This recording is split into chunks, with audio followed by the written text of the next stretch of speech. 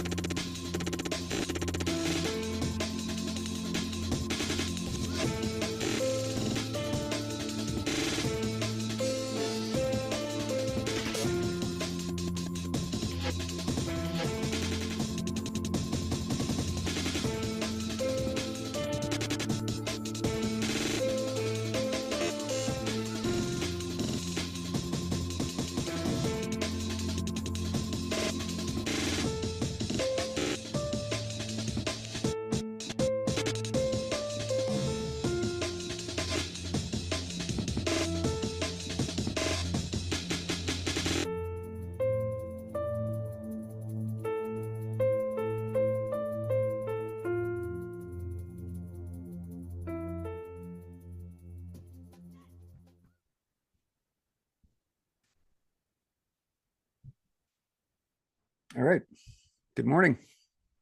Good afternoon. Good night. Huva hua minta, huva paiva, huva ilta.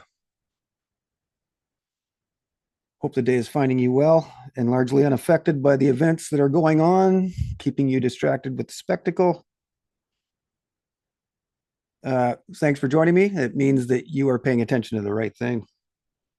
So we're going to go through the first American fascists, where fascism entered America. Okay. Long before Trump. So you have the progressive woke culture out there crying fascism, Antifa for the last decade. It's been intelligence-driven resistance. So we're going to show you that that's all a pseudo environment created by Walter Lippmann, because fascism really started in the 1910s with American progressives. They're the ones that taught and funded Mussolini. So much like the Nazis learned their propaganda from Edward Bernays, an American Jew, the father of propaganda. We see fascism, Mussolini, learning from American progressives. Out of the same circle too, by the way. Walter Lippmann and Edward Bernays worked together with the first American propaganda division of the US government. We've gone through that. But before we get really into it, I often discuss the three tenets of progressivism. And so this is important to start getting into.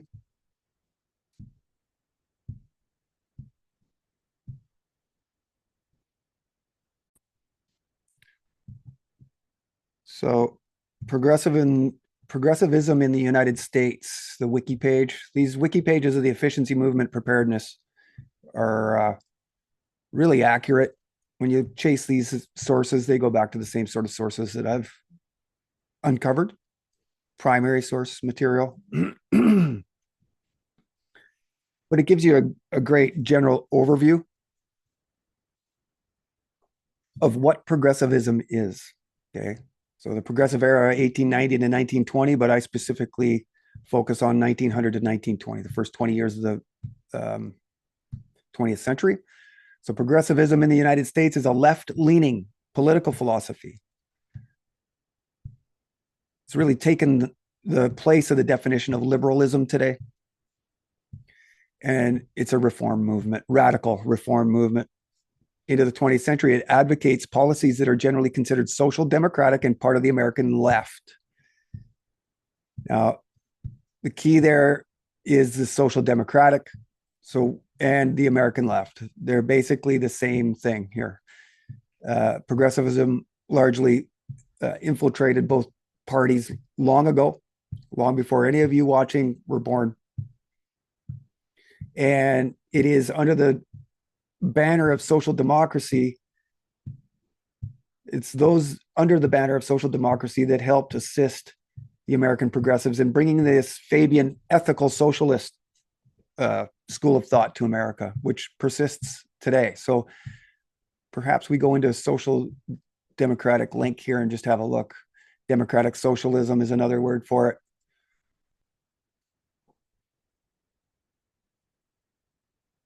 And it's preaching all progressive, very similar to progressive mantra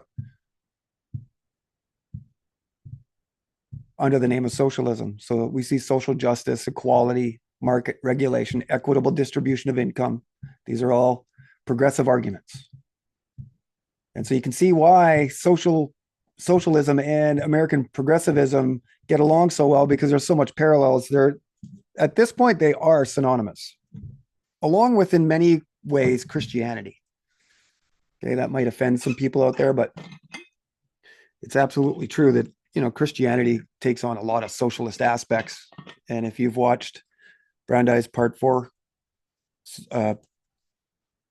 Christian dispensationalism and the social gospel, you see how they were doing it on purpose. They were combining Christianity with socialism. This is what the social gospel was. So we go back to Walter Rauschenbusch, its founder, and Louis Brandeis' daughter, and Rauschenbusch's son married. And today, their great great grandson is the head president of Interfaith Alliance. We've gone through all of that. But it's important to know how fascism entered and how socialists and American progressives actually made that happen. Okay. So we're going to get into muckrakers, Upton Sinclair, Lincoln Steffens, McClure's Magazine, Harper's Weekly, the American Magazine. These are all progressive periodicals, propaganda magazines. Really, everything that you see out there now is propaganda. So we can see Richard T. Ely mentioned, the same paragraph as Karl Marx and Frederick Engels, and there's a ominous continuity all the way. And so here's another term: liberal democracy, Western style democracy. And so, as we covered in the last show, industrial democracy, we see that it's Lippmann and all those guys starting the Intercollegiate Socialist Society. They're starting the first American Socialist Party. And it all goes back to utopian socialism in Europe. Charles Fourier, Henri de Saint-Simon, Robert Owen. And if you've read any of the Fabian Freeway or watched any of the videos from Hayes, Heys, no relation, spelled different. He's got some stuff on Odyssey. Shout out to that guy. He's going through some good material. And so he identifies, and that book does, the Fabian Freeway, shows a continuity of socialist thought from utopian socialism born out of the French Revolution in the mid 1800s to today through Fabian ethical socialism and American progressivism. So the creation of the welfare state, centralized government, and the identity of the individual defined by his or her allegiance to the state. So complete flip-flop from classic liberalism.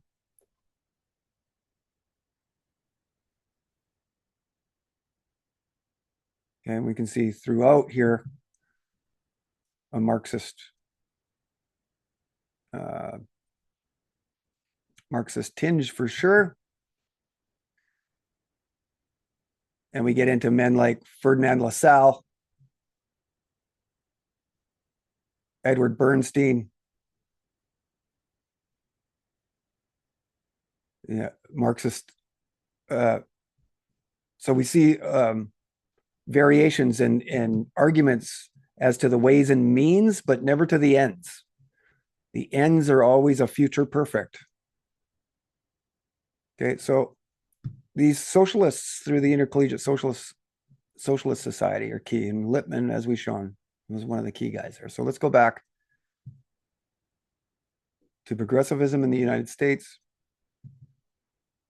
Okay, really what I want to show you is the two main tenets, other than trust the science, this scientific governance that comes out of the enlightened absolutists, late 1700s, cameralism, having a council around your king or your president or your prime minister, the leader of your country or state or monarchy, has a group of individuals around them that advise.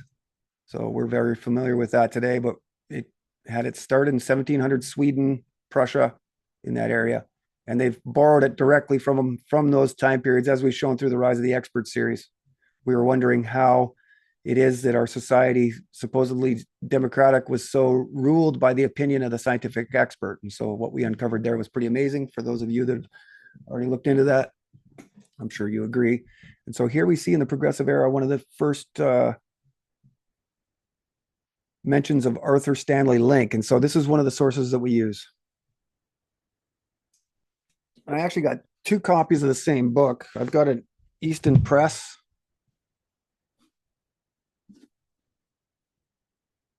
Arthur S. Link,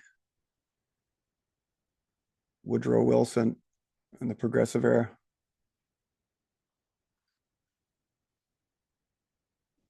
Okay, and then the same book from a 1956, first printing, 1954. The same book, just different cover. Arthur S. Link. Okay, so they're referring to this guy here, and he's an official Woodrow Wilson biographer, highly respected. You can see he was an American historian and educator known as the leading authority on U.S. President Woodrow Wilson. Other than maybe Ray Stannard Baker, who was the official biographer of Woodrow Wilson. And he was at the head of propaganda at Paris Peace Conference. Not so surprisingly. So we see large corporations and monopolies being one of the first headlines. Trust busting. This is where we see the muckrakers come in. And who is being mentioned but Theodore Roosevelt and William Howard Taft. These are two key founders of the progressive movement. And you may be surprised by some of the names that come up as progressives: J.P. Morgan, Rockefeller, Carnegie, but it's under the guise of philanthropy.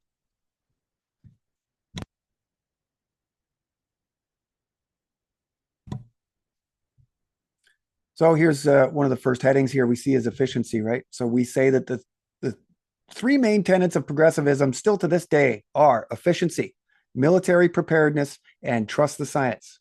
Okay. And who's mentioned fifth word in with Louis Brandeis, first Jewish U.S. Supreme Court Justice, leader of international Zionism, the primary author of the founding document of Israel, the Balfour Declaration. We've got all the provenance you need. And so what do they say about it? They say many progressives such as Louis Brandeis hope to make American governments better able to serve the people's needs by making governmental operations and services more efficient and rational. So this is the creation of the administrative state. Some people will call it the welfare state. In Brandeis Part 6, Science of Law, we go into the founders of American social sciences. They bring over sociology. And this is all part of the rational aspect, a more rational approach to the controlling of society. So rather than making legal arguments against 10-hour workdays for women, he used scientific principles. And he's the one that coins the term principles of scientific management or scientific management. So they allude to it here. Let's see what the source is. It'd be great if it was the 1911 publishing of the Principles of Scientific Management with a fasces on it, but as you can see, it's not. It's from a book called The Americans, Reconstruction to the 21st Century. This is really what they are, Reconstructionalists. And at the end of that paragraph, what's the last sentence? In his influential Drift and Mastery from 1914, this is Walter Lippmann's first book, and drift and mastery is the question. Do they allow society to continue to drift, or do we gain a mastery over public opinion by manufacturing consent through stereotypes? Walter Lippmann, coiner of those terms, plus Cold War. And you can fight it out among yourselves as to who the official coiner of the term Cold War is, but it's between Lippmann and Bernard Baruch, or their speechwriter friend. So it's really coming out of the American progressives, this Cold War lie. And so this is very similar to Article X by George Kennan. Okay, and this will be my first reference to this Wise Men book.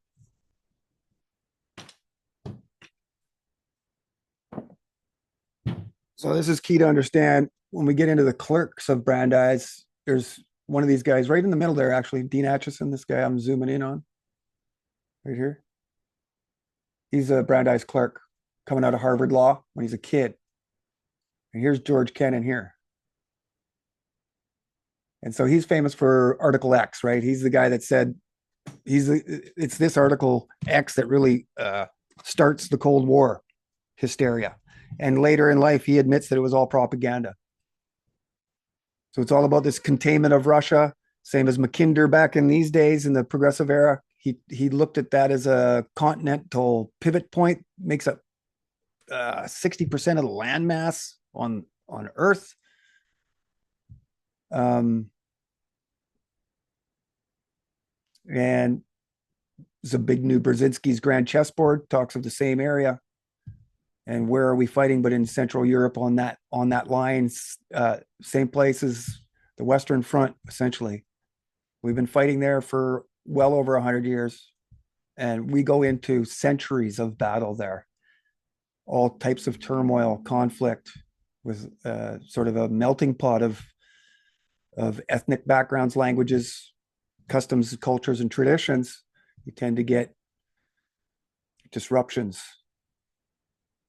And so this is really where they were focusing in Paris, 1919. Walter Lippmann was the head of the inquiry, the founder of the Council on Foreign Relations, right? The first lifetime founding member, was also the father of modern journalism and the author of the 14 points that eventually turned into the UN. So as wild as Brandeis' background is, being the Zionist leader, U.S. Supreme Court Justice, primary author of Israel, Lippmann's just as confounding to me as to how everybody's missing him. So one example in that second paragraph, one example of progressive reform was the rise of the city manager system, in which paid professional engineers ran the day-to-day affairs of city governments under guidelines established by elected city councils. So that is essentially Cameralism, enlightened absolutists' answer to corrupt leaders. And what do they call them? Many cities created municipal reference bureaus, which did expert surveys of government departments looking for waste and inefficiency. So, sound familiar? It's exactly what Elon Musk is doing right now. He brought out his chainsaw out on the stage and fired it up. Maybe the first time he'd ever handled one. So education here is interesting too. If anybody's checking my shares on Facebook, I just shared how they look to the new education movement that starts in Britain as being born straight out of theosophy. So occulted, sort of esoteric, almost black magic. And who's mentioned here but our friend Pork Chops, Lester Frank Ward, the founder of the welfare state. He's involved in the creation of the education system. We all are mostly familiar with how Rockefeller funded the creation of our K through 12 education system through the General Education Board, which eventually turns into Rockefeller Foundation. So as you can start to see that a lot of our work covers the origins of a lot of these institutions, corporations, organizations, that are confounding the individual today. So John Dewey, also another important progressive. But we can see sort of all of the main claims of progressivism. And so those claims are still happening today. This is where our 8-hour workday gets established, really by Brandeis. Okay, eugenics. We see the names Herbert Crowley, Walter Lippmann allegedly opposing all of this, but they were calling for the scientific management of all of America. And Herbert Crowley wrote the Progressive Manifesto, The Promise of American Life. Here's your new promise of American life. The American dream no longer.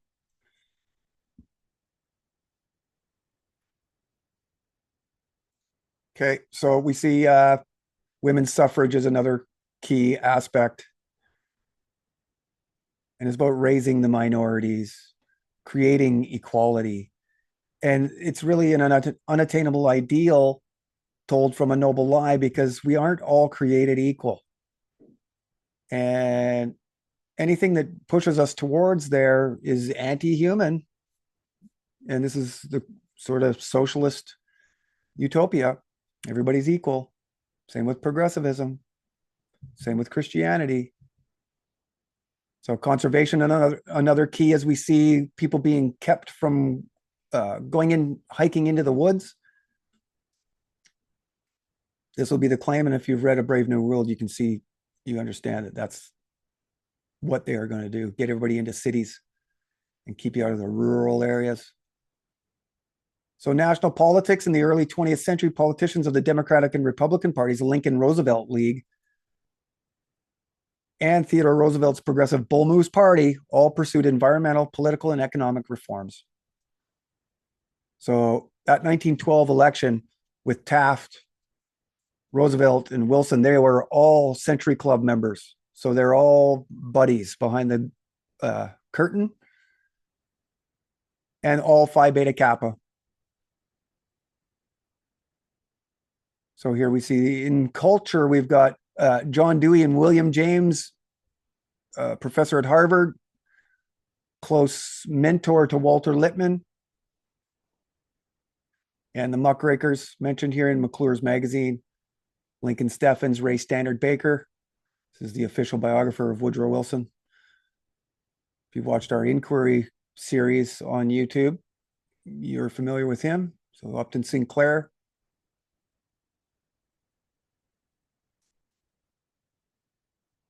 So Lester Frank Ward, the creator of the welfare state, laid out the philosophical foundations of the progressive movement and attacked the laissez-faire policies advocated by Herbert Spencer and William Graham Sumner. Now, William Graham Sumner's Skull and Bones. Herbert Spencer's really the inspiration for Darwin's evolution.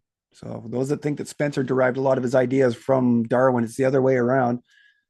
And so this is really a sort of a controlled opposition, because William Graham Sumner is in the same story as I've written there, Brandeis Part 6. They're all pushing towards a socialist, totalitarian, fascist state. There is no doubt about it. And they are attacking natural law, human nature, laissez-faire, right? This is why we have a lot of people sort of misoriented in thinking that all of our problems come from capitalism. It's really when we started to monopolize and get into speculatory or usury methods, right? This is 1913. This is a centralized banking system created by Brandeis, really largely conceived out of the mind of Brandeis. This is what many say, including the former head of the FTC, Julie Brill, in From Out of the Woods into the Weeds, where she named Brandeis on the 100th anniversary of its creation as the conceiver. FTC was the brainchild of Brandeis. Brandeis, the architect of the New Freedom campaign that Woodrow Wilson had, the winning presidential campaign from 1912. So social justice, environmental justice. Okay, we go to progressive parties. There's the first, but as we're going to show you in this podcast, that there is another party just before this that inspires Theodore Roosevelt. And Herbert Crowley's book, A Promise of American Life, Walter Lippmann's Drift and Mastery, two inspirations for Theodore Roosevelt's Bull Moose Party. This is where a lot of the House of Truth residents and founders of the New Republic backed Theodore Roosevelt at first, but moved over to Wilson because Wilson was more willing to experiment with the US Constitution. He's a more pliable yes man, a useful dupe. So a lot today you see is blamed on Woodrow Wilson. They'll even call it Wilsonianism, this concept of US foreign policy going over and killing backwards races from good, safe distances to liberate. This idea is often called Wilsonianism. Okay. And what is that but military? And so we're going to get into that right now because we are talking about preparedness. And so we mentioned George Kennan, Mackinder's geographical pivot point being, Asia and Russia in particular. Same with Zbigniew Brzezinski saying that, it's the grand chessboard right there. So you can see that it's all about, if not containing some foreign threat, it's always about an external threat. Some sort of, it can be a virus, or it can be an army, or it can be a group of terrorists in Toyota pickup trucks. It doesn't matter what it is, as long as it's an external threat. Because, I was just listening to Aldous Huxley this morning, his 1962 speech at Berkeley. And he said, a lot of the science and money that they spent helped them understand that humans don't think proper when under pressure, especially fear. So they keep you in fear, and then you're far more likely to comply to whatever it is that they're imposing upon you. And we don't need to look any further back in our history than COVID. So they named Leonard Wolf here as one of the founders, and that is, or Leonard Wood, sorry, a former president, Theodore Roosevelt, to strengthen the U.S. military. So he's the one that advocates for a larger army. And at this point, if you understand American history, the Americans don't have a U.S. foreign policy. Woodrow Wilson's the first president to step on foreign soil at the Paris 1919 peace conference. The first real foreign war the United States participate in is the American-Spanish War, which is really largely around North America in the West, right? The Western Hemisphere. And Theodore Roosevelt, with his Rough Riders, they're still on the continent of North America. So when Woodrow Wilson goes to the Paris Peace Conference in 1919, he's the first president to step onto foreign soil. So prior to this, America was largely non-interventionalist, meaning they don't want to go out and intervene in other people's lives. They don't want to have to worry about this Mackinder's geographical pivot point. They're pacifists. They're wanting to be left alone and to leave others alone, which is really the basis of classic liberalism. So obviously, if they wanted to have war, they had to start to change the mindset of the American individual. And so this is all part of the aspect of building manufactories to then build war material, bombs, bullets, to then get everybody very patriotic, to then support American expansionism or exceptionalism, just basically taking over for British imperialism. Okay. So they're creating fear, saying that there's these external threats, and then they're getting you to help assist build what they call the second line of defense. We're going to get into that, being the U.S. worker, factory worker, to meld the sweat of the factory worker in America with the blood of the soldier fighting abroad. So you can see how obviously you'd have to have a very patriotic, interested population. So, 1917 is the first propaganda division of the American government, and they start to really change this idea of non-intervention. And within 4 months, they've got all of America now frothing at the mouth to go stop this beast of Baghdad, beast of Berlin. There's two beasts of Berlin, and then a beast of Baghdad, and they were all biting the heads off babies. It's just crazy how we fall for this. So the movement, the preparedness movement here in 1915, a strong preparedness movement emerged. It argued that the United States needed to immediately build up strong naval and land forces for defensive purposes. And this is where the American Department of War changed to Department of Defense. So this American expansionist, aggressive, almost bully attitude around the world, they're calling defense.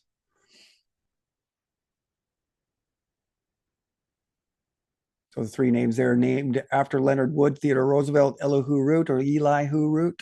Not sure how you pronounce that. Henry Stimson. These are all founders of the preparedness movement, and they're all Phi Beta Kappa, along with Brandeis, Lippmann, Frankfurter, Bernard Baruch, who we're going to get into here soon. They're all Phi Beta Kappa, almost all Harvard Law. So they were the driving forces behind the preparedness movement, along with many of the nation's most prominent bankers, industrialists, lawyers, and scions of prominent families. Okay, so there you go. These are all progressives. Prominent bankers, industrialists, lawyers, and scions of prominent families. So there emerged an Atlanticist foreign policy establishment. This is the creation of the Anglo-American establishment, along with Rhodes Roundtable, the creation of the CFR and the Royal Institute of International Affairs as two centers, two global centers, pushing a Western, really, a British and American conjoined imperialist movement to extract natural resources from backwards races all over the world and call it liberation.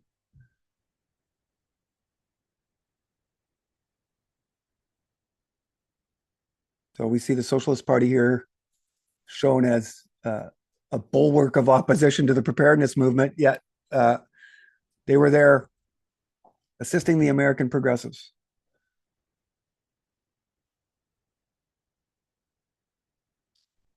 And yep, they were vocally opposed, and I think the head of a controlled opposition at that point, because we see once we get into the investigations of the trusts, we see Samuel Untermeyer as the head of the investigation into the trust. So how far do you think those investigations went?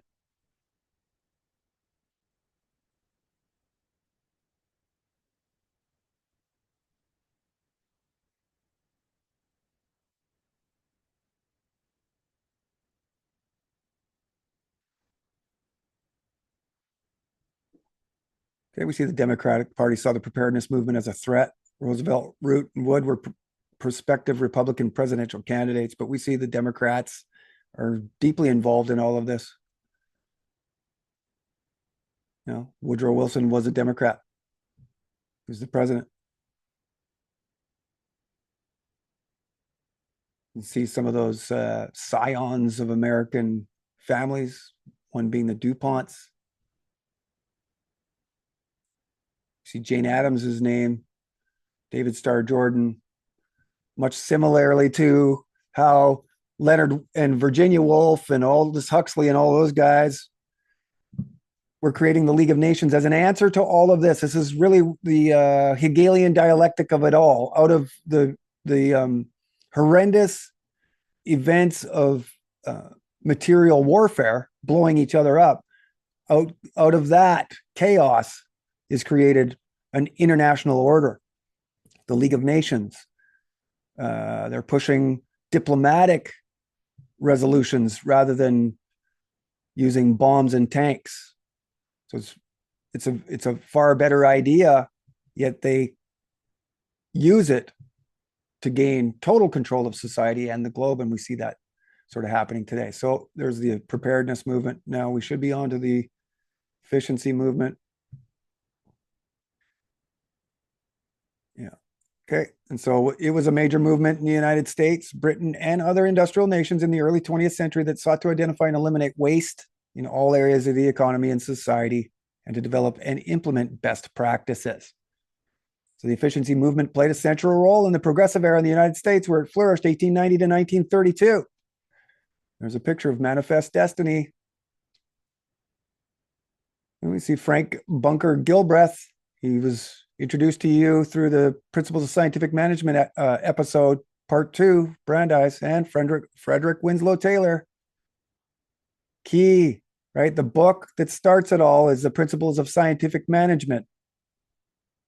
And for those that don't know, it's got a fasces on it right on the cover. Now, they're not going to show you that, right? This is the one part of Wiki. They don't go deep enough. They're not going to show you these things. This is what I noticed, that every time, in the rare occasion that somebody actually mentions efficiency or principles of scientific management, they never actually show you the 1911, 1913 first and second printings.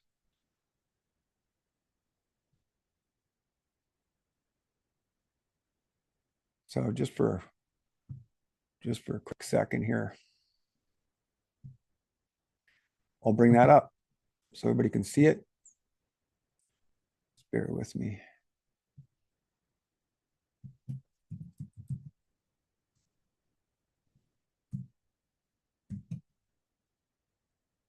Okay. Throw that down here. Okay, let's see if I can share that now. It's important to see this book because it's got a fasces right on the front. This is what started the whole efficiency movement, which is a main tenet of progressivism. Frederick Winslow Taylor, we call it Taylorism today. Peter Jennings on ABC News in the year 2000 called it one of the most influential isms of the 20th century. And for those of you that don't know what a fasces looks like, there it is.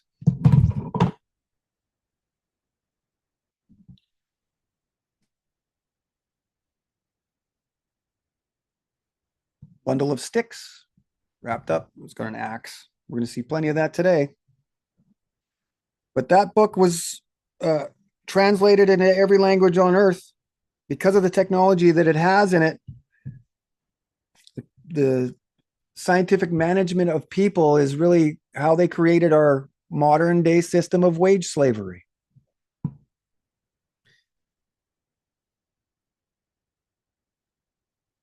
Okay, so there you go. Principles of Scientific Management. I'm not sure what year, 1911 or 1913, but that is. You can go onto internetarchive.org, put that in, and you can read that book yourself. They translated that into every language, and men like Lenin, Trotsky, Stalin, and Mao, they all used it to subjugate their respective populations. This is true. They've all publicly made positive statements about the Taylor system. And in fact, we see throughout history that they implemented it, and we'll get to that too. So municipal and state efficiency. See, Andrew Carnegie and John D. Rockefeller mentioned as philanthropy is a key aspect to progressivism. Conservation movement.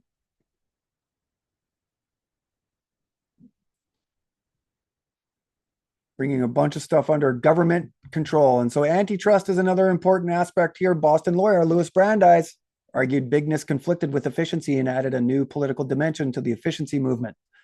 So Brandeis and his good friend Norman Hapgood was the editor of Harper's Weekly, and along with the editors of other progressive magazines at this time, started pushing and popularizing Brandeis's push for principles of scientific management. And what is Brandeis? How does this sort of go into legislation? But through what they still call today the Brandeis Brief. It's the collection of social stats, facts, data. No longer were they arguing cases by law or arguments of law. They were now doing it with stats, facts, data, all subjective, rendering the even the judge in a case a witness. So Frederick Winslow Taylor, there's Taylorism, and here's an important sentence here that I need everybody to see, including Derek Bros, Jay Dyer, Owen Benjamin, Richard Grove, Joe Rogan, Alex Jones, Ian Carroll. Name the controlled opposition. They never mention anything before technocracy, right? Like Derek Bros did an episode on technocracy and the principles of scientific management, but never showed you the 1911 or 1913 cover. So there's holes in his investigation, or he's trying to hide things. And I think he's trying to hide stuff along with all of his buddies, the entire tragedy and hope community. James Corbett, if you're so good of a researcher, forensic historian, how did you not uncover the progressive era, my man? Calling you all out.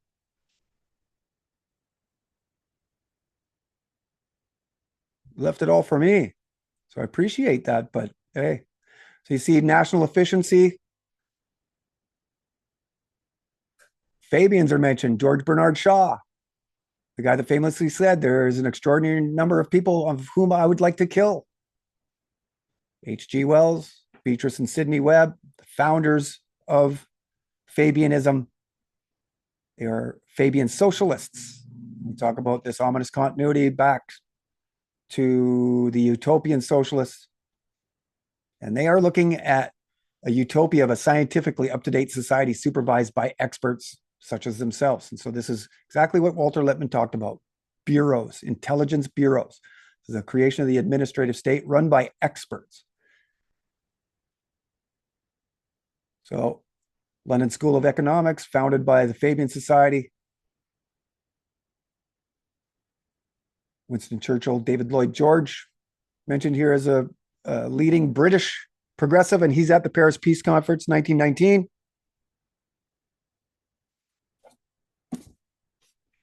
Another book source.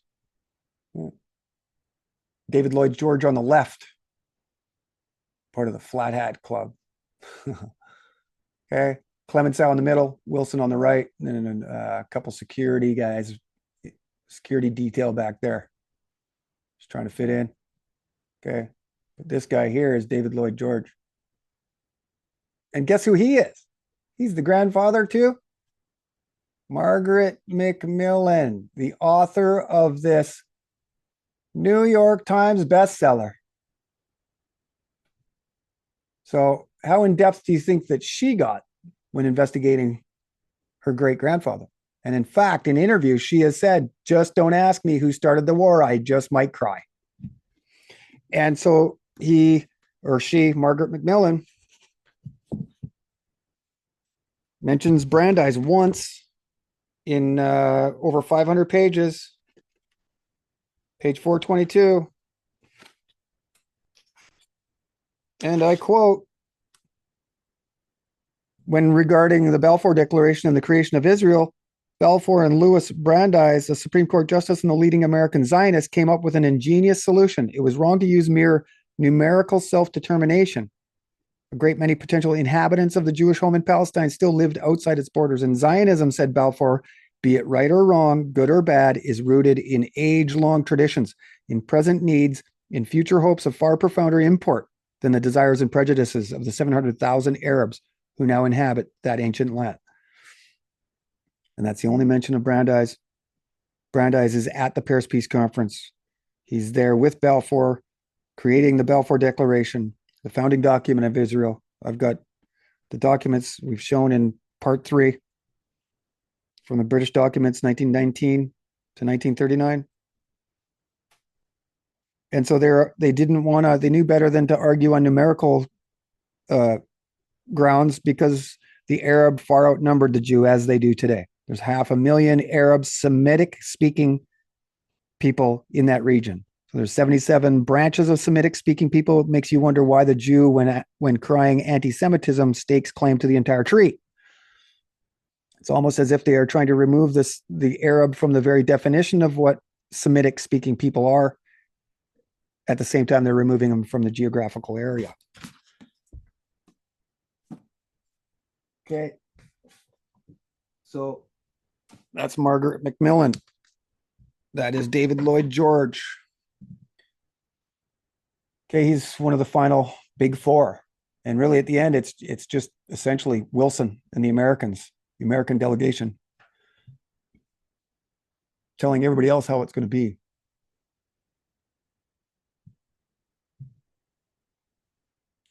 Okay, so we're going to get into the military preparedness aspect of this.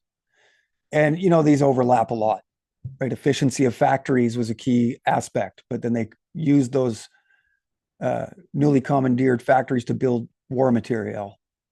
Okay. So,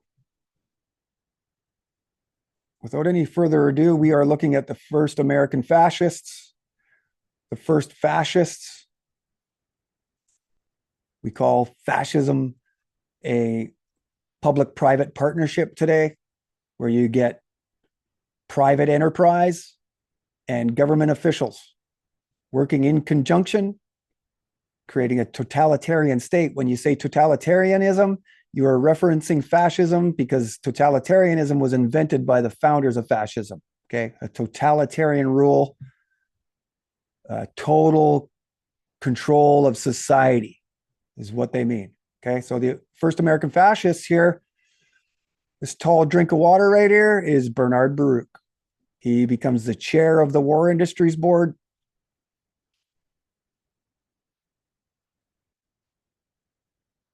And he controls basically the entire American economy during this time, 1917, in reconstituting America. It's probably a great way to put it. So these are official photographs I get from the Signal Corps. And if you go on to the National Archives site, I believe, you can find these. If you plug in these numbers here, you can find all kinds of incredible photographs from that day. So who do we have in this picture but secretaries of government?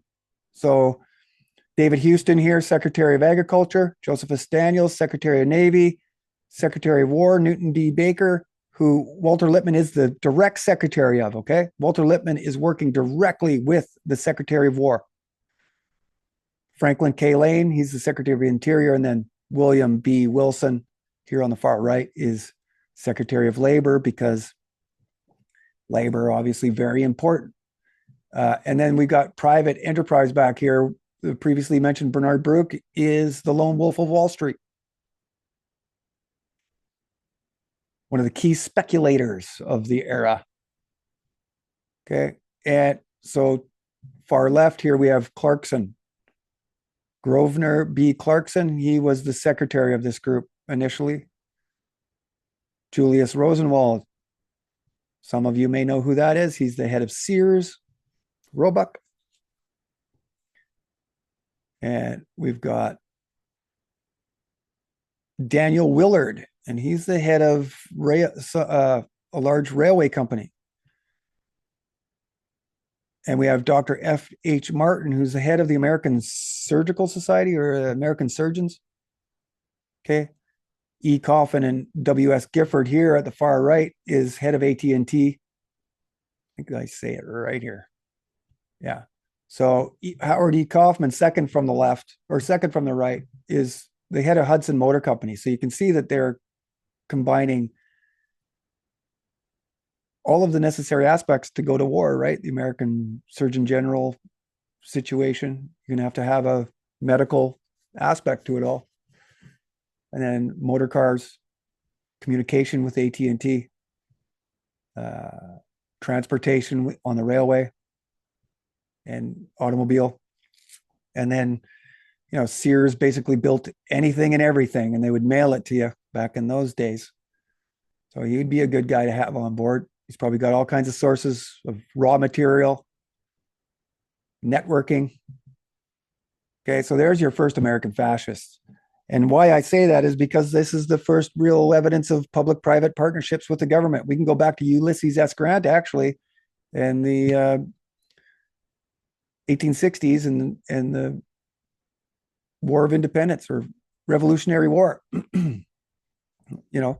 where we see the government and public enterprise or private enterprise combining.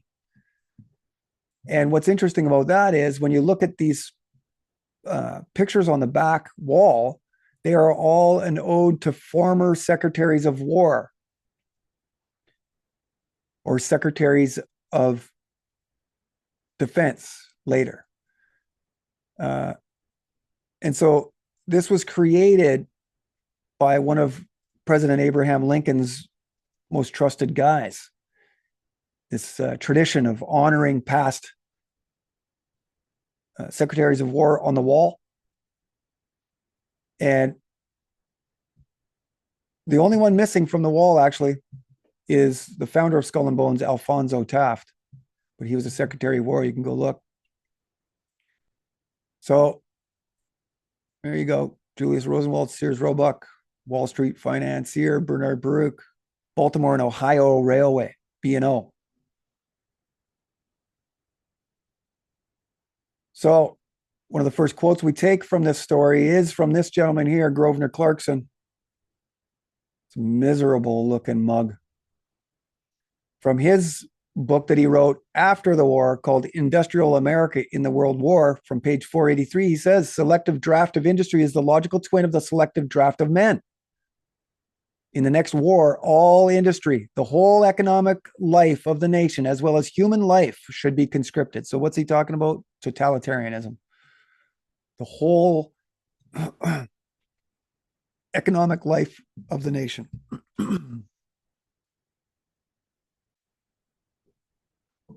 not just drafting of men, but drafting of industry. You can see these are the burgeoning moments of it. So while researching U.S. preparation for the Great War, it surprised me to learn of two things: how involved private corporations and manufactories were, and how the military-industrial complex was actually founded long before we thought, during the Progressive era. So it's a little unnerving to learn that Eisenhower's iconic warning came nearly a half century late. And this seldom discussed era of progress I'd previously thought was filled with non-interventionists, pacifists, and anti-war activism was actually the birthplace of American-sponsored neo-imperialism. Yet the historical evidence cannot be more convincing. So when Woodrow Wilson announced U.S. involvement in the Great War on April 2nd, 1916, he sparked an unprecedented mobilization of both American private industry and government administration. And he did so under the progressive banner of preparedness to make the world safe for democracy. So while many progressives may scoff at the idea today of being founders of World War or supporters of American fascism while they're protesting it, the forensic history clearly shows the progressive era to be the birthplace, and it's driven then, just as today, by its three main tenets: preparedness, efficiency, and scientific expert. So this is how they get you to work against your own self-interest. This is why it's so important to understand progressivism as a black magic trick to keep everybody spellbound and captivated. It's a big part of why they want your attention so bad. Your attention is the new data, which used to be the new oil. Remember? That's as far as James Corbett went. So when knowing Mussolini's definition of fascism, corporatism, by a state and large corporate interest groups like military, agriculture, labor, business, scientific, and guild associations, together shaping society through the negotiation of policy, collective bargaining, coined by Beatrice Webb, founder of Fabianism, on the basis of common interests. It shouldn't then come as any surprise at all that the progressive of today has so much in common with and is in so much support of the very institutions they've traditionally protested: corporate monopoly, unregulated capitalist banking, expansionist U.S. foreign policy, the war munitions maker. These still the very cornerstones of modern imperialism. Alive and well. Thank you very much. So already we see, just in the Council of National Defense Advisory Board above, giants of early American industry: AT&T, Sears Roebuck, Bell Telephones, Baltimore and Ohio Radio or Railroad, sitting right next to the government departments of agriculture, military, labor, and all of them centered around the lone wolf of Wall Street: money, Bernard Baruch. And what are these men doing if not together negotiating contracts and policy, collective bargaining on the basis of common interest? The only thing missing is the totalitarian control aspect, but we've already covered that in the first quote. It was a total emancipation of all of society.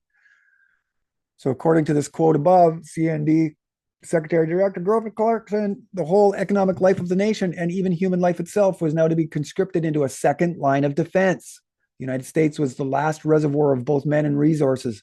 And in the opinion of the CND Advisory Commission, the single largest challenge during this never before seen call to national preparedness wasn't military inefficiency, but the inefficiency of labor. A viewpoint certainly voiced by their not so secret advisor in face of efficiency, Justice Brandeis. So they were saying that the military was fine, but it was labor that needed to get their act together. This is really the emphasis behind the Protocol of Peace that Brandeis authors, bringing labor and capital together just prior to this. Now, why would you think that they'd want to streamline labor and capital, get them together and scientifically manage the laborer and the worker inside the factory shop?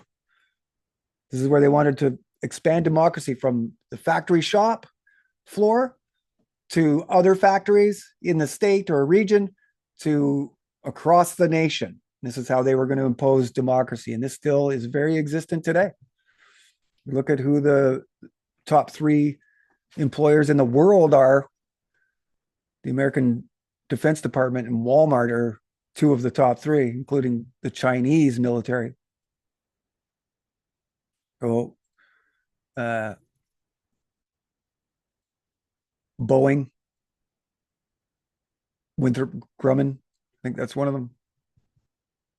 These large defense contractors that are getting billions and billions of dollars in budget money today shows you that this still is very much in effect today. So Clarkson's Industrial America in the World War, his own personal post-war telling of how American private industry mobilized to the national call of war. Clarkson's only regret was not doing it earlier. Had we been better prepared for war, victory would have come sooner and cost less. As to military preparedness, our army was magnificent and admirably trained, but there was another kind of preparedness which had everywhere been neglected, the type that demands that the blood of the soldier must be mingled with from 3 to 5 parts of sweat of the man in the factories, mills, mines, and fields of the nation in arms.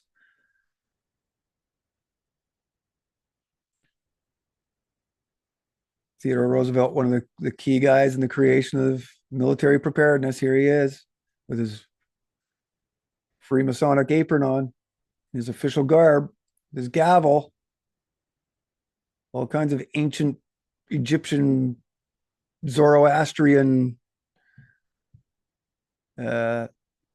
symbology with a big giant G at the top. Okay, so the call for preparedness wasn't just in the halls of Washington. Theodore Roosevelt, although he isn't elected president in 1912, becomes a huge advocate. And prior to 1912, when he was president, he really pushed this international movement and a prepared military.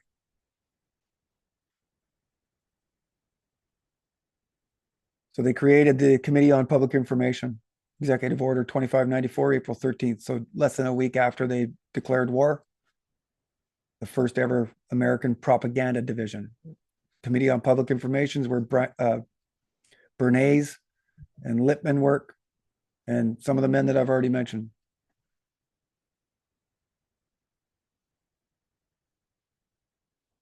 So here we see even the consolidation of communication. We're talking about trusts and the monopolization of corporations and organizations. Well, here's the consolidation of communication from the many into the one, and the birth of modern media, the spoken word, the painting, the poster, the book, the magazine, the musical melody, and the motion picture, all mediums into one, mass media.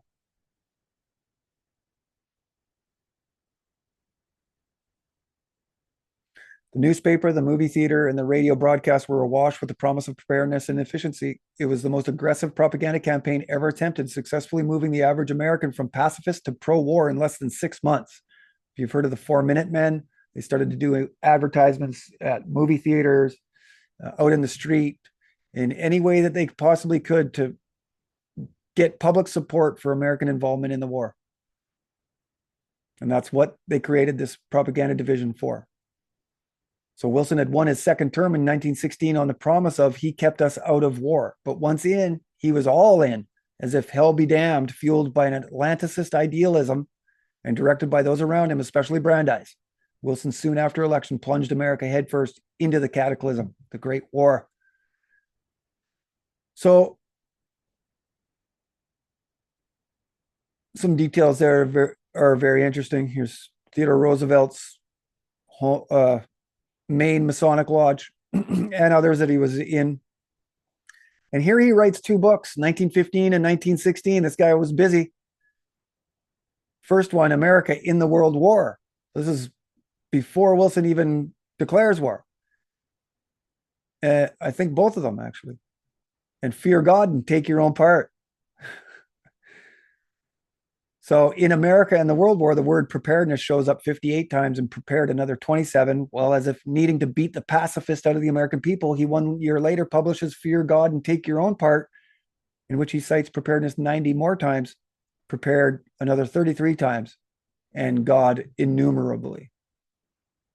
There were so many hits, it was just a big blue line. So basically every page. And obviously it would with the name God in there. And who was to govern this national war machine to the needs of a nation in arms? Well, Bernard Baruch, of course. After all, he's a close Phi Beta Kappa fraternal brother of not just Louis Brandeis, Felix Frankfurter, Walter Lippmann, and Woodrow Wilson, but the very founders of preparedness too. Theodore Roosevelt, William Howard Taft, Henry Stimson, Elihu Root, the last three all skull and bones. Baruch elected chairman of the War Industries Board in 1917 by executive order. He was now at the helm of the most supreme instrument of military power inside the world's most powerful nation. Baruch acting as the dictator. So we can go back to Philip Drew, the book written by Colonel House. Really, Bernard Baruch is personifying that whole role. Choosing priority among the Allied contracts, directing the raw copper from Bisbee and coal from Ludlow to manufactories and refineries in Chicago, Cleveland, Philadelphia, and abroad. Baruch at the helm of what they themselves even called a war machine, a growing brain of the whole body of war enterprise, deriving power from the user of power. It came to be the head center of the entire economic activity of the nation. Page 482, Industrial America in the World War, Grosvenor Clarkson. So wild horses had been tamed by an efficient team, and for the first time in modern history, we see a nation as an army. Page 9, Industrial America in the World War. He's resurrecting the flames of manifest destiny with the idea of taming wild horses. This is what they did as they expanded west. And what does Trump have in his Oval Office today that he made specific reference to? With Theodore Roosevelt, the statue that was made in honor of Theodore Roosevelt called Bronco Buster, along with the bust of Lincoln. And who was to save us but an efficient team? So from the same book, A Military and Industrial Partnership, which is the sine qua non of the integration of the full military power of the nation. Such progress, however, will inevitably be restricted unless qualified industrial experts from civilian life are allowed to mold the program of whatever industrial preparedness may be ours. So to our heart's desire, we're going to get the scientific expert to mold the program that's straight out of Fabian socialism, sine qua non, an essential condition, a thing that is absolutely necessary. So who is really the founder or the catalyst for this preparedness movement? But Thomas Edison. A name you would not expect to be involved here, but it is most certainly his article, his interview in the New York Times that perpetuates this progressive preparedness movement.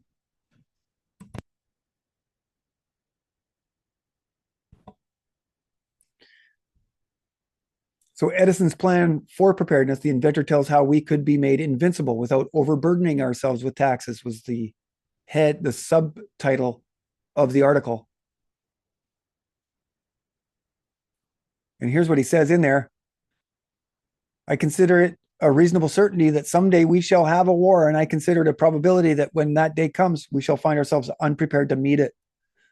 I believe it to be the duty of every American patriot to do what he can to see that this does not occur. So abracadabra, alakazam. The Industrial Preparedness Committee of the Naval Consulting Board, founded from a spell, manifested into this realm by the Secretary of Navy, Josephus Daniels, in September of 1915. And he directly points to that article. And Thomas Edison, conveniently enough, is named the president.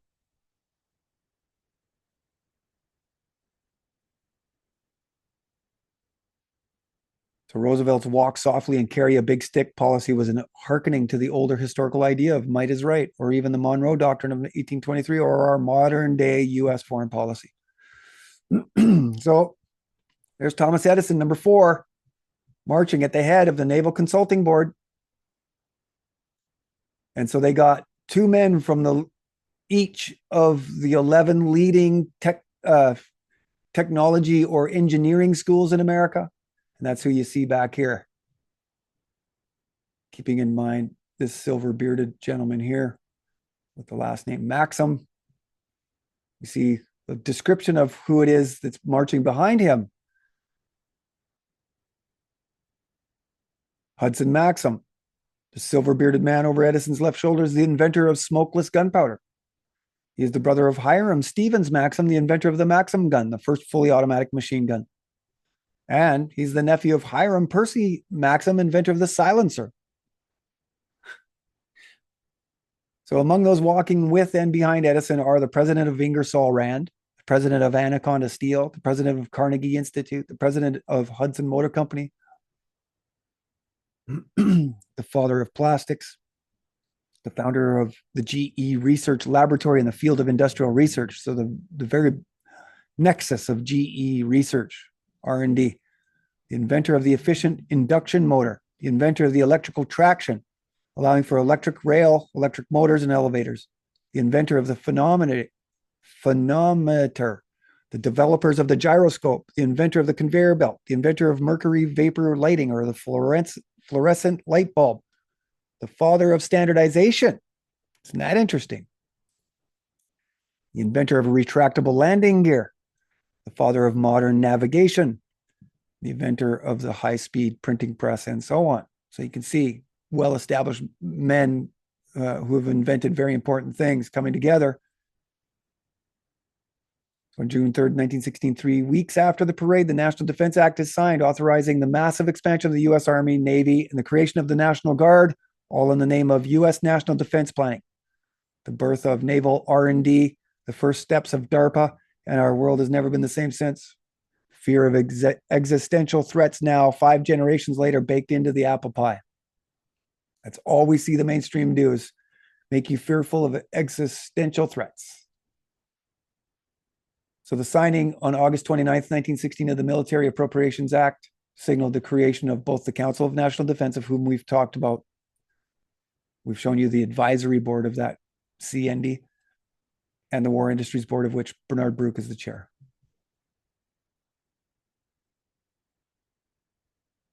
So Baruch, as the chairman of the WIB and member of the advisory board, had absolute authority. And the only thing he didn't have absolute authority on was the one specific area of cost and pricing. Because who had final say on that? Well, if you look at Louis Brandeis' School of Law library at Brandeis School of Law at the University of Louisville, we see with Reel 59 a general description. General correspondence includes material sent to Brandeis for comment from the Advisory Commission of the Council of National Defense, especially in the area of production costs. On Brandeis' role as informal advisor to Colonel E.M. House in the peace negotiations. So that's showing that he is actually an informal advisor to House at the Paris Peace Conference, which is totally true. We've shown all of that to be totally accurate. Okay. You see names here involved. There's key name, the Weil family. Felix Frankfurter, Herbert Weiss, Florence Kelly, who's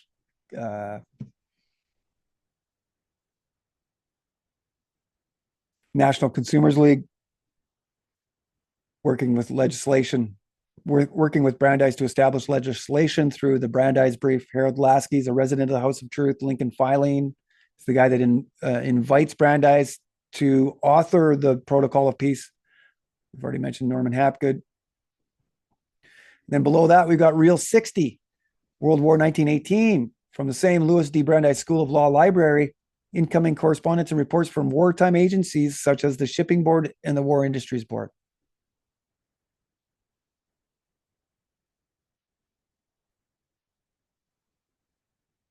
So he's there, but like his work with Zionism and these other groups, once he was US Supreme Court Justice, he was advising from behind the scenes.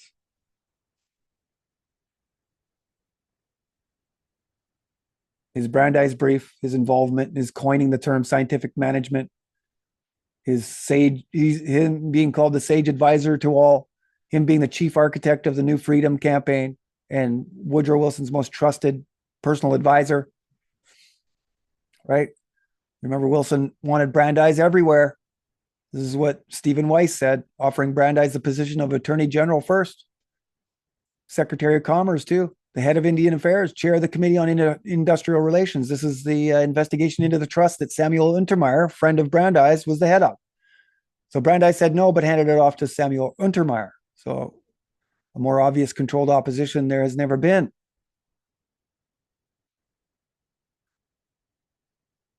He was also given the first, he was given the portfolio for the creation of the CFR, which was the inquiry. Him and House together.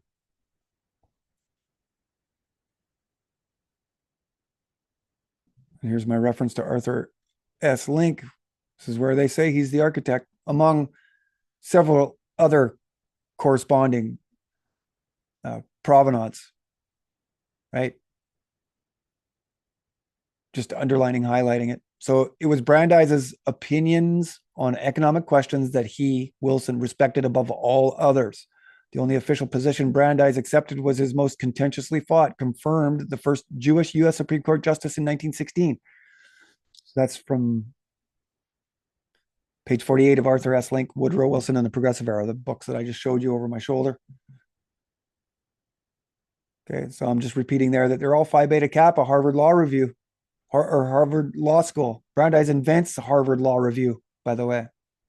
And key today to understand, because it's Brandeis's rights to privacy written in the Harvard Law Review around, during this era, it is really the main precedent for all of this surveillance state that's coming in. DARPA names their domestic surveillance program Brandeis. And when you look at some of the modern day questioning of what it is to have privacy, they're asking the definition of modern day privacy. They're referring almost exclusively back to Louis D. Brandeis's rights to privacy article in the very Harvard Law Review that he founded.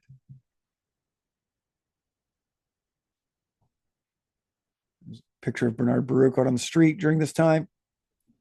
So from FDR, My Exploited Father-in-Law by Curtis B. Dahl. Occasionally on a Saturday morning in the summer of 1912, so this is in the lead up to Wilson being elected, Bernard Baruch would walk into the Democratic headquarters with Woodrow Wilson in tow, leading him like one would a poodle on a string. So lifting the cover off the War Industries Board, inside we find the War Labor Policies Board. As one might guess, the WLPB was in charge of labor coordination. And just like before, we see a bee's nest of Brandeisians. Felix Frankfurter is chairman of this WLPB. His assistant was FDR. So here we have Franklin Delano Roosevelt, a young Franklin Delano Roosevelt, working directly under one of the founders of American progressivism and the mentor to Brandeis, a future U.S. Supreme Court justice, resident of House of Truth, professor at the Harvard Law School, Felix Frankfurter. We see Mary Von Cleek, the president of Russell Sage. That's the executive arm of Skull and Bones. That's who's funding all of this, Russell Sage Foundation. And Brandeis's protege, the previously mentioned Florence Kelly. We learned a lot about her in Scientific Management Part 2. Brandeis Part 2, Scientific Management. all intimate with Brandeis, all of these people long before this time. FDR eventually nicknaming the quiet but effective little Jew Isaiah. And other members of the WLPB, Max Lowenthal, a student of the Talmud, Julian Mack, Robert Zold, Benjamin V. Cohen, they're all hardcore Zionist supporters under Brandeis. They call that inner core hardcore. There's a soft core and a hardcore. And then Brandeis creates, the House of Truth again, the House of Truth 2.0 under FDR. And who's the leader of that house but Benjamin V. Cohen? And, Brandeis's clerks. Robert Zold helps found the Palestine Economic Corporation with Brandeis to go start establishing things in Palestine for a new Jewish homeland. You've gone through all of that. So here's the price fixing committee that is a subcommittee of the War Industries Board. And you can see Bernard Baruch here involved in making sure all the prices are right and nobody's being ripped off and nobody's making too much money. And certainly, right? And so the miserable dude behind or beside him here is Robert Brookings. So we know the Brookings Institute, still a very influential think tank along with the CFR today. Two of the most influential think tanks still today, over 100 years after this photo was taken. And the looks on these men's faces tell it all, don't they? It's like Bernard Baruch is asking, if we are serious here, are we really going to take a picture of us? We can see the maps on the back here indicating Lincoln Highway. So they're highlighting distribution, transportation networks, creating new railways up into the mountains to then extract ferrous and non-ferrous metals to create the steel warships and copper communication lines, all of those things. We see that they've broken it down into a hierarchical sort of chart here on the wall. United States government. You see automotive, castings, machinery. So these are all of these men now breaking down into other further subgroups of coordination. And this is what Bernard Baruch was the head of. Here's Leonard Wood, the founders of the preparedness movement, Phi Beta Kappa as well.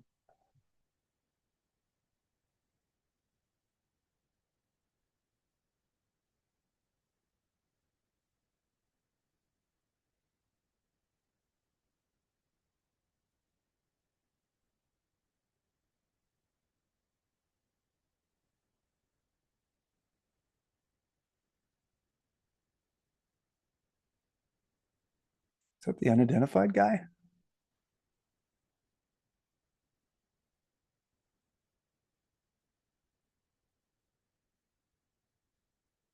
Yeah, I got him as unknown, but I think that's Leonard Wood. Certainly it is. So, okay, so let's get to Mussolini, the person that really everybody thinks is the father of fascism. Well, guess what? He was a student. He was a student of the American progressives. Okay, so I'm not sure how far along we are here, but I would tell you that this is going to be well over 2 hours because of some of the prologue we had to do. It's important to do that so that we can make connections here along the way that help everyone understand the history. So Mussolini, National Syndicalism, and the National Fascist Party. Syndicalism being, as we will cover, the difference between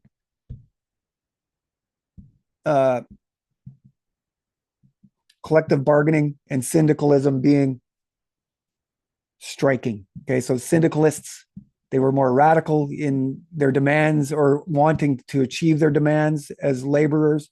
So they would strike. So this idea of striking that we know of is has a syndicalist foundation.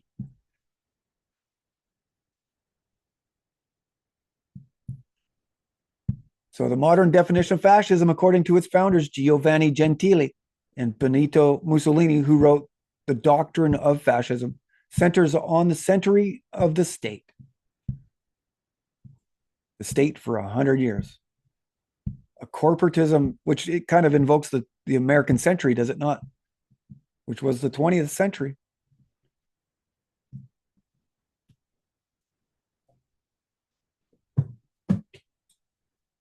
Got a book here, Walter Lippmann and the American Century. Incredible book. The official biographer, Ronald Steele.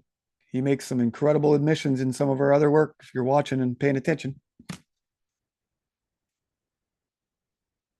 Getting a stack of books here.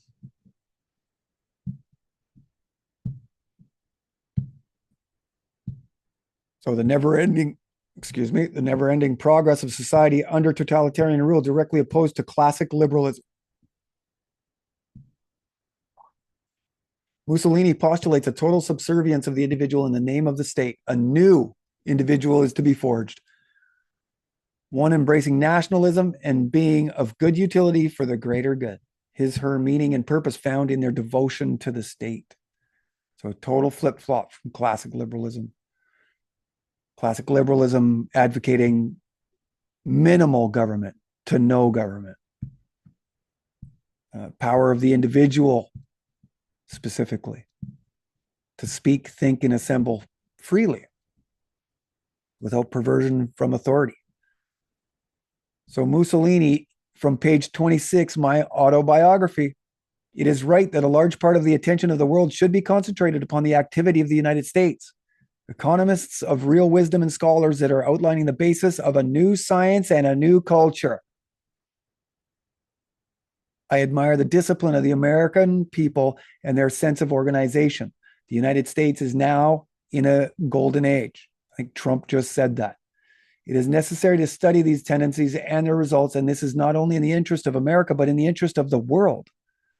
So we are going not just nationwide, but global. Mussolini admired Taylorism, derived from the book The Principles of Scientific Management, famously implementing efficiency at the Fiat factory in Turin, where it became a symbol of the regime's industrial focus.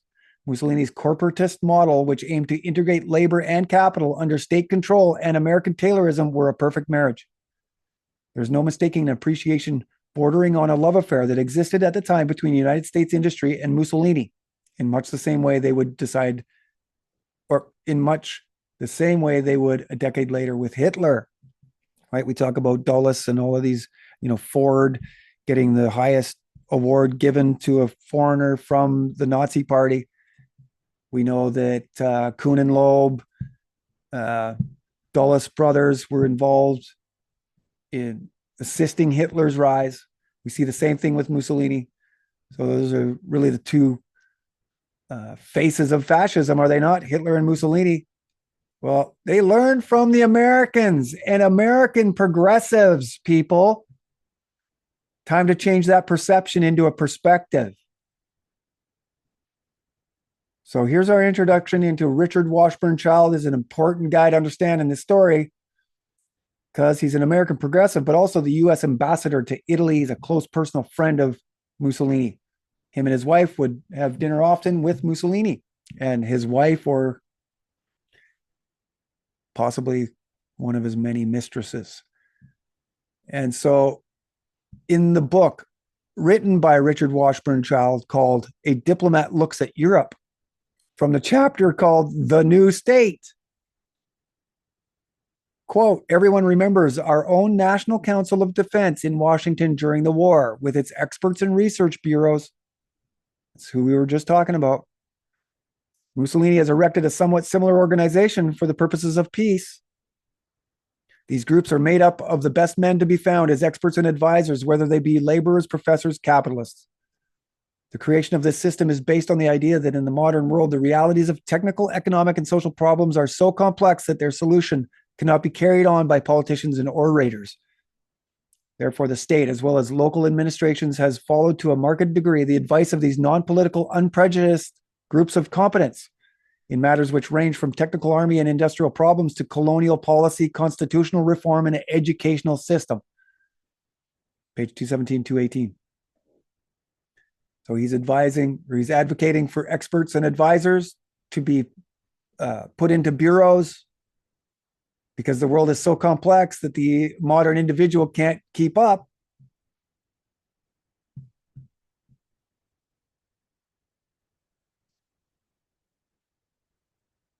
This is reminiscent of what Walter Lippmann was calling intelligence bureaus. So I'm just going to do a quick search here and show you.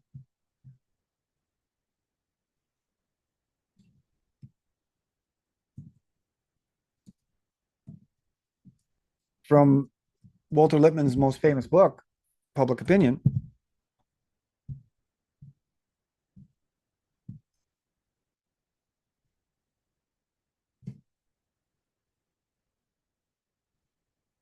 What he said about intelligence bureaus.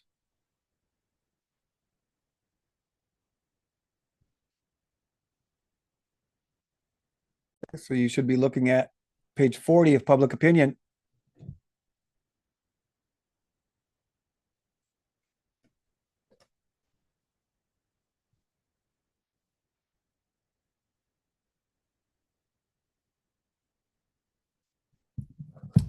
Okay.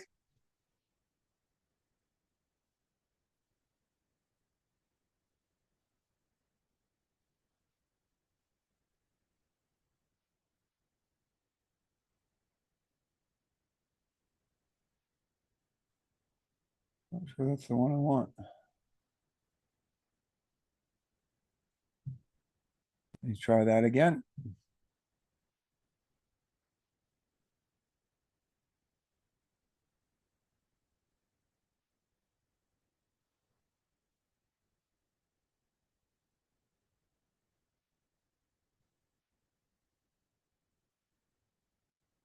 So page 394, he calls for a network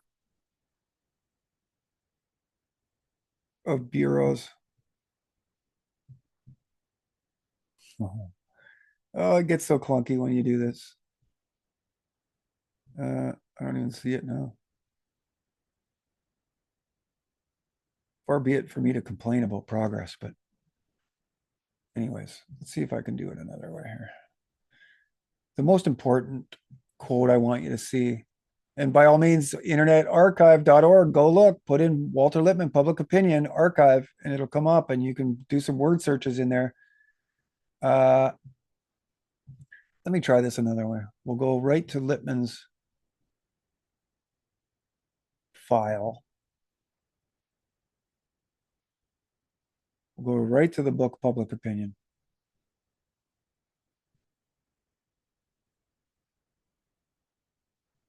And then I can start pulling out of here some of the things I want to show you.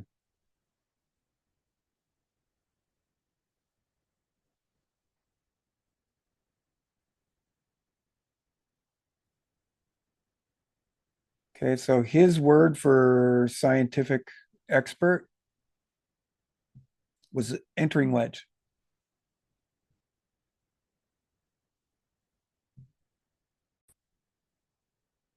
I'm still there. Let's just shut down the whole show so we can. This is why I try to have my tabs ready for you. Here we go from page 377 of Public Opinion. Highlighted the wedge, and this is from the chapter, The Entering Wedge. This is where he starts talking about having scientific experts put into intelligence bureaus. The wedge has been driven not only by some directors of industry and some statesmen who had to have help, but by the bureaus of municipal research, the legislative reference libraries, the specialized lobbies of corporate and trade unions and public causes, and by voluntary organizations like the League of Women Voters, the Consumers League. He's mentioning the National Consumers League, funded by Skull and Bones. Okay. So entering wedges is an interesting term that he's using instead of scientific experts, but this is what we see today.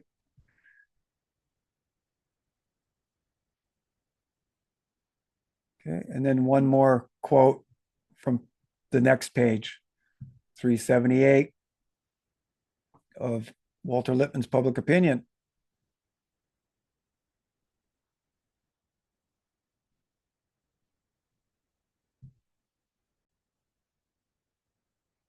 Trade associations and citizens' unions by publication like the Searchlight on Congress and the Survey. Those are both progressive.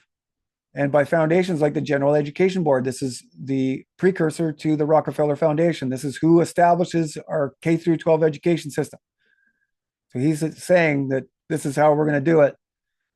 Create entering wedges. And what is that really? An entering wedge between the adult or the parent's ability to teach their own children. So they're being removed from source of information. So not all by any means are disinterested. This is a key word that they always use, disinterested. Trying to create a level of disinterestedness in the public, as well as disinterested clinician, social science researcher. So that is not the point. All of them do begin to demonstrate the need for interposing some form of expertness between the private citizen and the vast environment in which he is entangled. That's one of the most famous Walter Lippmann quotes of all time, stating that the world is so complex and so vast that it's impossible for an individual within a democracy to understand what's going on, let alone to vote proper. This goes back to the founders of liberalism, John Stuart Mill, Jean-Jacques Rousseau. Many of them believed that democracy was impossible. And what do we see today? Largely just a bunch of dumb people being pushed, their thoughts steered, their tastes formed, just like Bernays said. Go back to the article.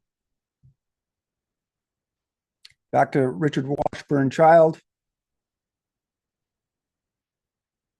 Groups of competence. Here is really another word for administrative state, or this group of advisors or counsel around leading figures. Cameralism, enlightened absolutism, this idea of scientific experts around your president. So Katie Hall, The Machine Has a Soul, American Sympathy with Italian Fascism from Princeton University Press stated, favorable comparison of the male students who joined the Quadristi, the black shirts, with Theodore Roosevelt's Rough Riders and the American Legion, who had glorified wartime patriotism. So we all know Theodore Roosevelt as a very patriotic figure. And if you were to ever put videos of Mussolini speaking and Roosevelt speaking beside each other, there wouldn't be much difference. So Richard Washburn-Child, this ambassador to Italy, personal friend of Mussolini, he's the founder, along with Robert La Follette, of the National Republican Progressive Party, the predecessor to Roosevelt's 1912 Bull Moose Party. Child, a staunch American advocate of fascism, along with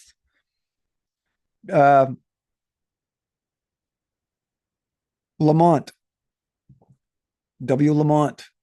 He's a J.P. Morgan representative at the Paris Peace Conference. This is really what that Paris Peace Conference was about. It was about economics, and it was about getting all the money that J.P. Morgan loaned the Allies back. And so the first ever progressive party was the National Republican Progressive Party. So many people think this is a leftist sort of movement. It incorporates both sides. And we see that no matter what, presidents in there with a red tie or a blue tie, they all support war. So Richard Washburn-Child, also Harvard Law School alum and a propagandist. That was his job during World War I. So he's working with the Committee on Public Information. Was later the editor of the progressive magazine Collier's and the Saturday Evening Post. He was a great facilitator in bringing J.P. Morgan investment to Italy. He dropped $10 million on El Duce right when he needed it most. Child also writing the preface to Mussolini's autobiography. After first convincing Mussolini to write it, which I doubt he did. And it was Child's assurances of U.S. support that led directly to Mussolini's famous March on Rome in 1922. So this is that love affair between Mussolini and America, right at that time, 1922.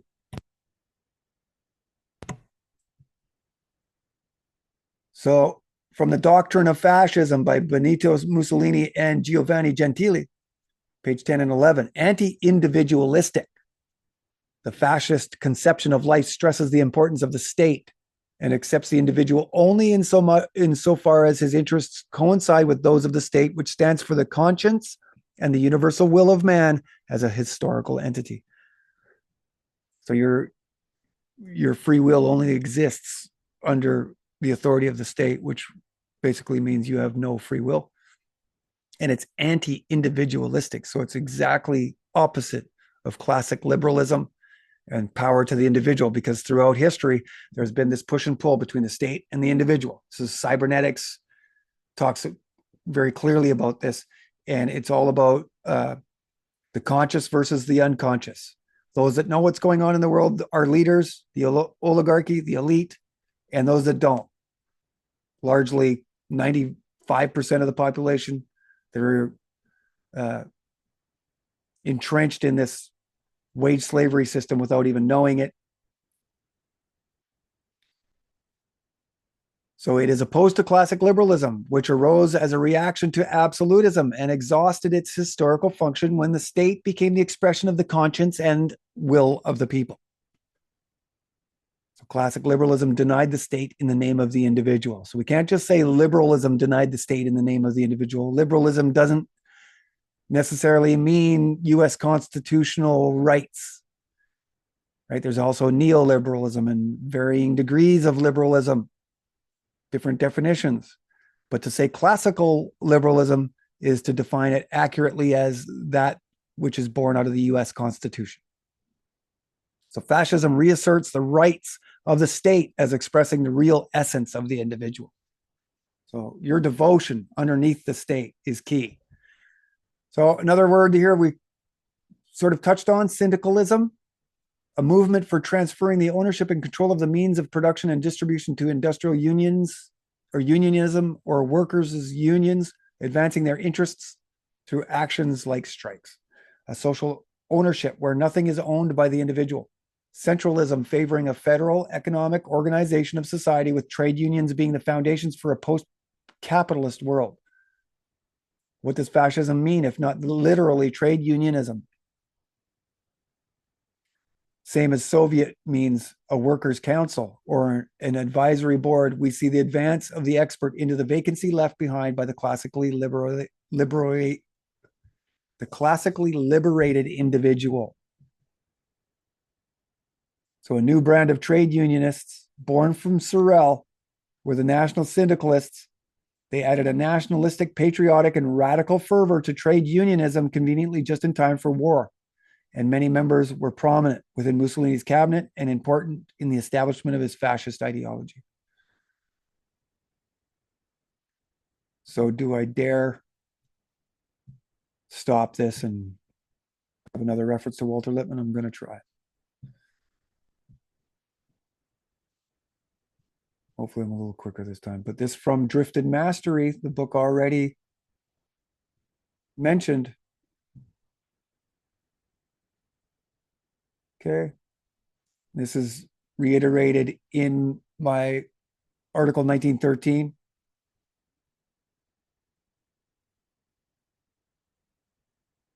And it centers on the word new.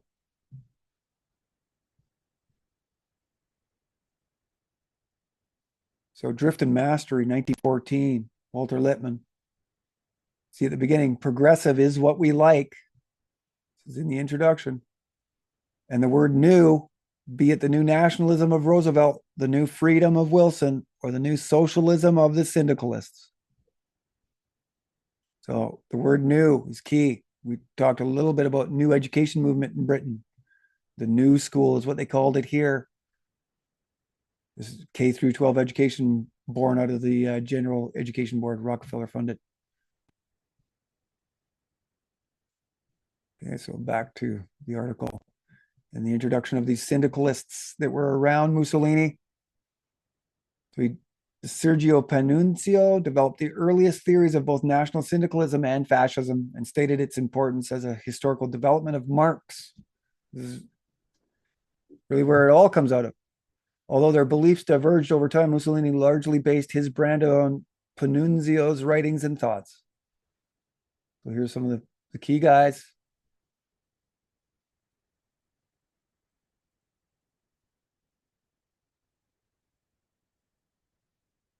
Olivetti, De Ambris, Lanzillo, Cordoni. I think it's Cordoni we see here, yeah, speaking at a rally here with Mussolini over his shoulder. And here's the first other fasces that we see.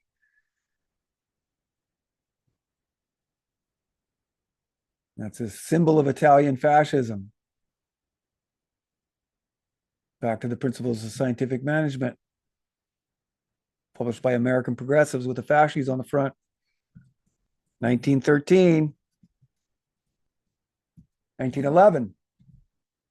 So a nationalistic patriotic fervor led by the trade union being introduced in Italy at the same time, and in an unsettlingly similar fashion to how military preparedness and shop efficiency were being introduced under trade unionism in America, all inspired by their progressive manifesto, The Promise of American Life. The word patriotic mentioned 50 times, efficiency 114, prepared 22. So the first strikes in Italy started in 1904, led to the formation of the General Confederation of Labor in 1906. This leading to an unprecedented period of massive industrial growth in Italy by first bringing labor and capital together. This happening at nearly the same time Brandeis is passing his own legislation with the National Consumers' League, 1908, 1906, authoring the Protocol of Peace, 1910, and settling national labor tension across the board, clearing the way in America for a patriotically driven manufacturer of war machines in defense of national interests. You see that they commandeered the American mind at the same time they commandeered the American factory. So it turns out, under all the plenary talk of making the world safe for democracy, has all along been hidden the economic model of the progressive, a not so subtle fascism based on predatory corporate global expansion, aided by the very same system of military intervention discussed by Smedley Butler in War is a Racket. The military arrives to first clear a path in the region of interest, and once authority has been established, the corporations arrive like leeches to reconstruct the landscape from their own will and in their own imagination, all with the goal of world domination. We saw this 9/11, war on Iraq, Halliburton. This is where Biden got a lot of his money, and basically every politician. Just a reminder there, Brandeis coins the term principles of scientific management. They may not tell you that, but that's true. Those in the Taylor Society admitted it back in the day. So here's another fascism, or another fasces in America on the back of a dime. So now we see why it was necessary here in the West to flip the definition of liberalism from classic to a new liberalism, advocating for a larger, even more centralized government. Brandeis's industrial democracy, the same as Mussolini's fascist state. This also opening a crack, the window into why whenever someone speaks of fascism, they rarely, if ever, mention Mussolini. It's for exactly the same reasons Marxists never mention J.P. Morgan when critiquing capitalism. It's a degree of separation within which they can claim plausible deniability if ever anyone caught on. And here we find the answer to why both myths still dominate today, just like progressivism itself standing over it all, acting as an umbrella in the rain. So we've shown clearly in previous work how the U.S. Supreme Court Justice trifecta, Brandeis, Frankfurter, and Oliver Wendell Holmes Jr., all openly experimented on the U.S. Constitution. They all openly opposed natural law and detested in more ways than one the classic definition of liberalism. It was a direct attack on the U.S. Constitution, and those were the three leading faces. The method everyone in law would adopt, that by its very nature supersedes constitutional law and tradition, is named after Brandeis, the Brandeis Brief. We've also shown how they used the House of Truth to deliberately alter liberalism. I mean, there's mainstream articles written about it. So a nationalistic, patriotic fervor led by trade unionism, coincidentally introduced in Italy at the same time, and in unsettlingly similar fashion. I've already read all of that. And that. I don't know why I've got double in there. I think it's in the when I transfer information over, because it's very difficult to actually write an article in here. But anyway, it's not important. So I've circled two fascists here on a statue of George Washington.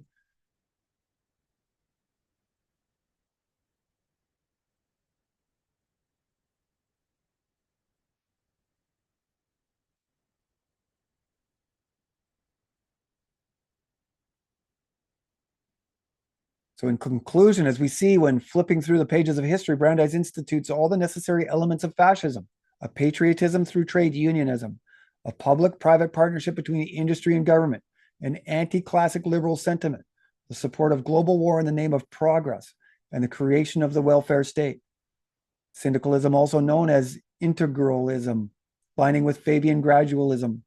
The only thing left keeping American fascism from fitting the definition of Mussolini's fascism is the totalitarian aspect, a type of societal control that is total in its authority, governing all aspects, economic, social, military, intellectual, of which Grosvenor Clarkson admitted was their goal here in America.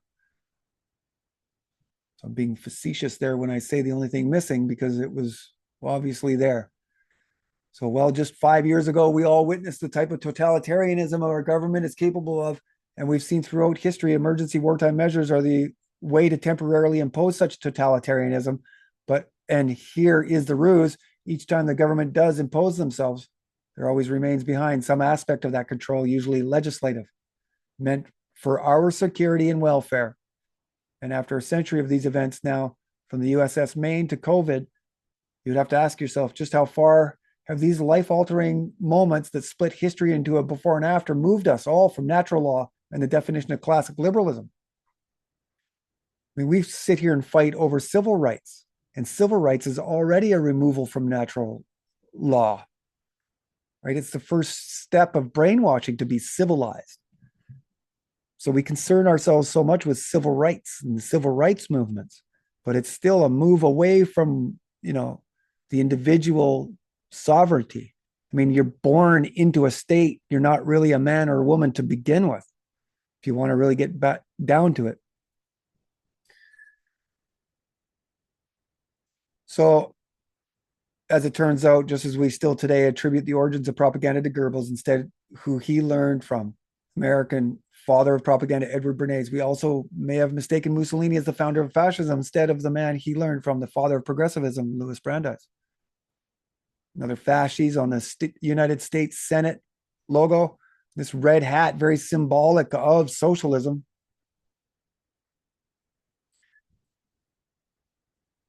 Two fasces in the House of Representatives on either side of the American flag.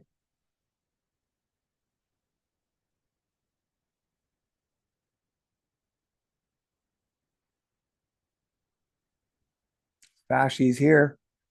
That's in the famous painting in the Capitol building's rotunda. Here's another photo of another George Washington statue with another fasces on it, being discreetly hidden, much like the fasces on the cover of the Principles of Scientific Management. It's not obvious unless you know what you're looking for. And here's the handshake that shook the world, asking us all to be patriotic workers in the factories to help push their American exceptionalism. Uncle Sam. Okay. So that's the end of this episode. I leave you with this photo: cream of wheat, preparedness.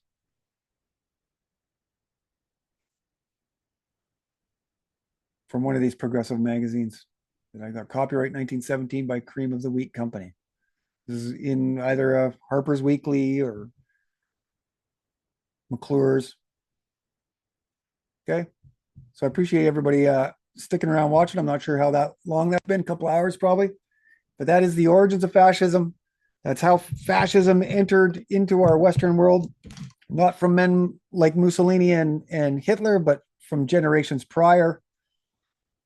American progressives, people that are highly lauded and commended today, like Louis Brandeis, Walter Lippmann. Okay.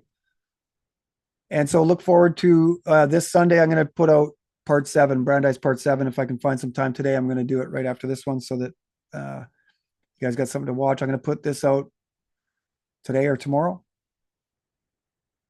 But I appreciate anybody that's been watching and gaining a lot of knowledge from these videos. You're exponentially making quantum leaps in your knowledge of what's going on in this world. We've made it about as easy and concise as possible. Okay. So the important thing here is to stretch our attention spans and start to look at the reasons why we need to look at something and spend some time and work to know, not look at all the many reasons why we don't. All right. So we'll talk to you later. Cheers.